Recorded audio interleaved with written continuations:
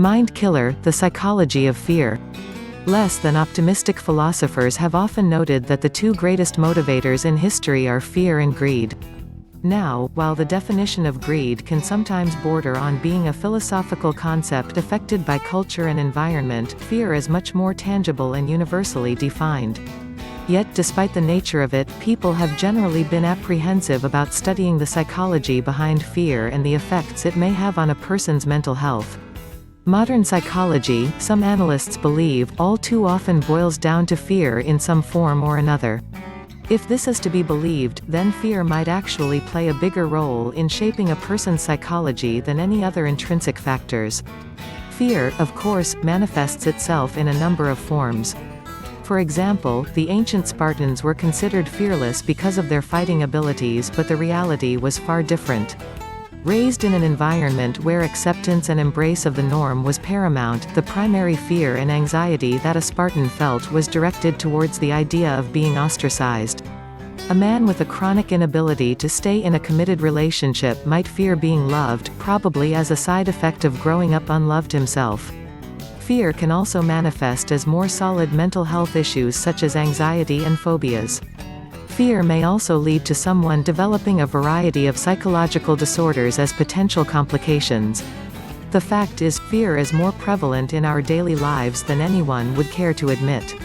In fact, people have a subconscious tendency to deny even the feeling of fear. Most people would prefer to shift their emotions to things like anger or depression, rather than accept their fears. This can be due to a number of factors, including environment, upbringing, and previous experiences. Most experts believe that the key to overcoming this problem is to recognize the fear as fear, rather than defining it as something that it appears similar to. People who have this problem often develop the fears they have during childhood, but rather than outgrow those fears, they have allowed them to remain rooted in their psyche. This may not necessarily damage mental health, but it can have some unwanted effects on how a person interacts socially. Of course, not everything about fear should be seen as a negative. It has been said that fear is what separates heroes from the rest of us.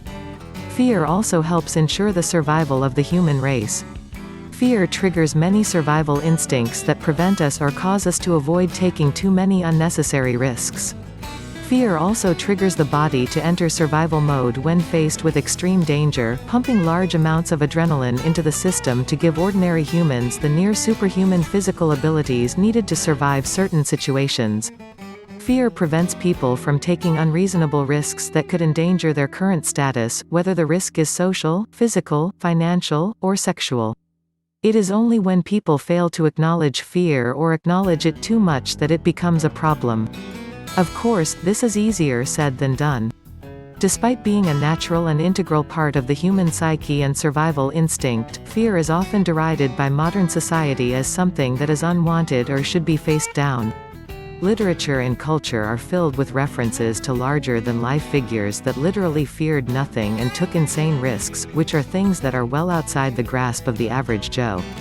While there are some fears that are unreasonable and people should make every effort possible to cast them out, it is a good idea to understand that being afraid is not always a negative thing.